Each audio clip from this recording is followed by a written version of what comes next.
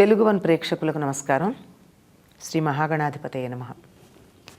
భాద్రపద శుద్ధ చతుర్థి నాడు మనం వినాయక చవితి పూజ చేసుకుంటూ అందులో స్కాంద పురాణంలో ఉన్న కథ చెప్పుకుంటూ ఉన్నాం. కొంచెం ఆయన ఆవిర్భావం గణాధిపత్యం గురించి చెప్పుకున్నాం. ఆ గణాధిపత్యం భాద్రపద శుద్ధ చతుర్థి నాడు వినాయకుణ్ణి విఘ్నాధిపతిగా చక్కగా పట్టాభిషిక్తుణ్ణి చేస్తే అన్ని లోకాల వారు ఆయనకి మెచ్చుకుని రకరకాలైనటువంటి పదార్థాలు ఇస్తే తిన్నన్ని తిని చేతిలో పట్టుకుని వెళ్ళి తల్లిదండ్రులకు నమస్కరిద్దామంటే పెద్ద పొట్ట ఉండడంతో తల అంతే కాళ్ళ అనలేదట, కాళ్ళ అంతే తల అనలేదట.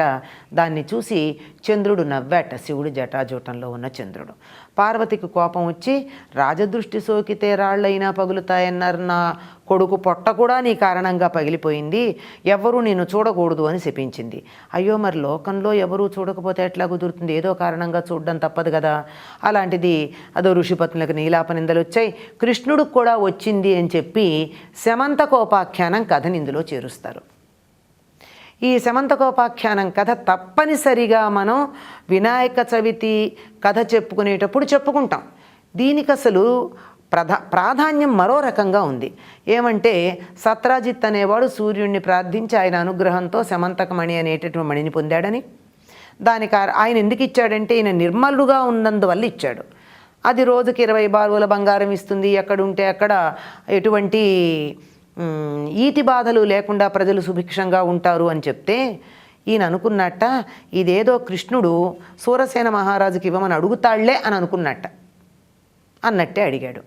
అడిగితే ఇవ్వనన్నాడు. అయిపోయింది.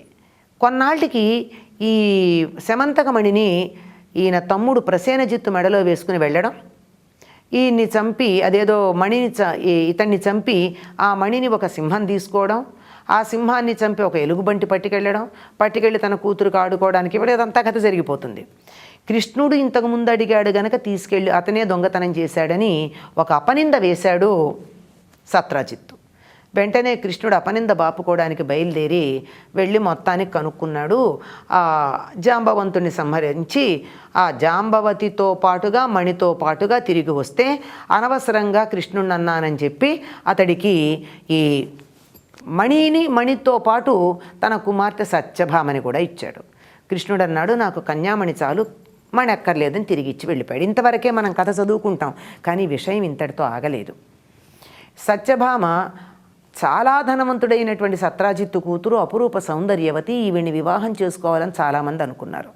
అందులో శతధనుడు అనేవాడు ఒకడు.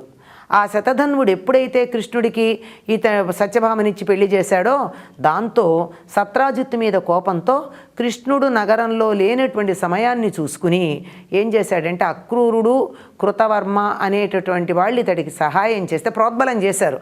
చెడ్డ పని చేసేవాడికి ప్రోద్బలం చేసేవాళ్ళు ఉంటారు కదా, వాళ్ళ ప్రోద్బలంతో ఏం చేశాడు అంటే సత్రాజిత్తును సంహరించి మణిని తీసుకుపోయాడు.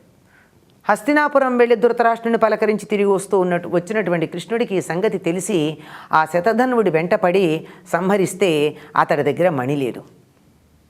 అయ్యో మణి లేదు అని అంటే బలరాముడు కూడా నమ్మలేదుట కృష్ణుడే మణిని దాచేసుకున్నాడని. ఆ మణిని అక్రూరుడు పట్టుకుని దేశం వదిలిపెట్టి వెళ్ళిపోవడం జరిగింది. తర్వాత ఆ సంగతి తెలుసుకున్నారు, అక్రూరుని పిలిచారు, బతిమాలారు. మొత్తానికి ఆ మణి తిరిగి వచ్చింది సూరసేనుడికి ఇవ్వడం జరిగింది.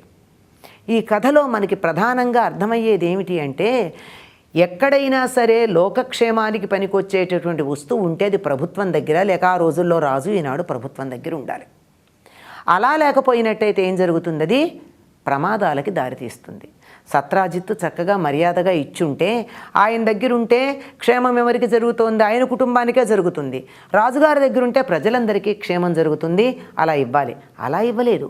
తన దగ్గర పెట్టుకున్నందువల్ల ఏమైంది, మొత్తం తానే చనిపోవడం జరిగింది. ధనం ఎక్కువ ఎక్కడుంటే అక్కడ అపార్థాలకు దారితీస్తుంది. బలరాముడు కూడా సొంత తమ్ముడు కృష్ణుణ్ణి అనుమానించడానికి ఆస్కారం కలిగింది. తర్వాత ఇది ఎవరు అమలినంగా ఉంటారో వాళ్ళ దగ్గర అది వారి మరణానికి హేతువైంది. స్వచ్ఛంగా ఉన్నంతకాలం చక్కగా వాళ్ళకి సహకరించింది. సత్రాజిత్తు యొక్క సత్ప్రవర్తనకి మెచ్చి ఇచ్చినటువంటి మణి ప్రసేనజిత్ అంత సత్ప్రవర్తన కలిగిన వాడు అవునో కాదో అందువల్ల చనిపోయాడు. సింహం చనిపోయింది, జాంబవంతుడు చనిపోయాడు. మళ్ళీ మరి సత్రాజిత్ ఎందుకు చనిపోయాడంటే కృష్ణుడి మీద అపనింద వేయడం అనే కారణంగా అతడిలో కూడా మాలిన్యం ఉంది. కనుక ఇది ఎవరైతే శమంతకోపాఖ్యానం చదువుకుంటారో వాళ్ళు గుర్తుంచుకోవాల్సింది ఏమిటంటే అపురూపమైనటువంటి వస్తు సముదాయం 10 మందికి ఉపయోగపడేవి ప్రభుత్వం దగ్గర ఉంటే మంచిది. తనకు కావలసిన దానికన్నా అధికమైనటువంటి ధనాన్ని సముపార్జించినట్టయితే అది తనకి సుఖం కలిగించకపోగా ప్రాణాంతకమవుతుంది అనేటటువంటి ఈ కథని వినాయక చవితి పూజ తప్పకుండా అందరూ చేసుకుంటారు గనక ఈ శమంతకోపాఖ్యానం కథని ఇందులో కలిపి కృష్ణుడికే అపనింద వచ్చింది గనక ఈ కథని ఇందులో మనకి చేర్చి చెప్పడం జరిగింది. ఎవరైతే ఈ కథలో ఉన్న అంతరార్థాన్ని తెలుసుకుంటారో వారికి తప్పకుండా గణపతి యొక్క అనుగ్రహం లభిస్తుంది అని మనం తప్పనిసరిగా విశ్వసించాల్సిన అవసరం ఉంది. స్వస్తి.